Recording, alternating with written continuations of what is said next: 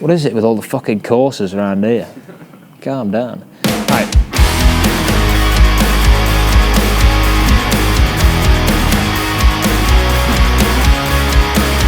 Sick Joke is one of my personal favourites off the record. Again, because I think it's a sound that Neck Deep hasn't necessarily fully explored before, and I think this song does that so well.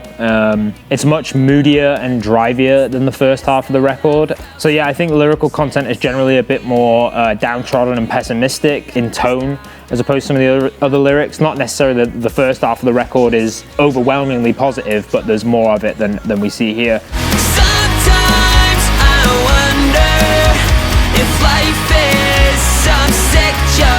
Really what this song is about is questioning whether life is even real because it's so bad, and just generally questioning whether life is even real at all, because I think another big part of mental health struggle that people probably don't realize is the disconnection to reality, and that kind of, I don't know if lucidity is the right word, it's probably the opposite fucking word that I'm looking for right now, but I'm clever. So these are things that I think when you've explored those parts in your mind and when you've gone down that kind of rabbit hole, it's quite easy to get stuck in that. And one of my favorite choruses off the whole record, especially the line, where the fuck is it? There it is.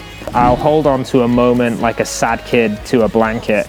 And I just think that imagery of a sad kid holding onto a blanket is so telling of kind of how I see Jet's like actual psyche being. At heart, he really is just a sad kid who just wants some comfort and some love in his life, and is looking for that. He's looking for that emotional blanket, you know, and I just think that really sums him up for me, and I just really love that metaphor.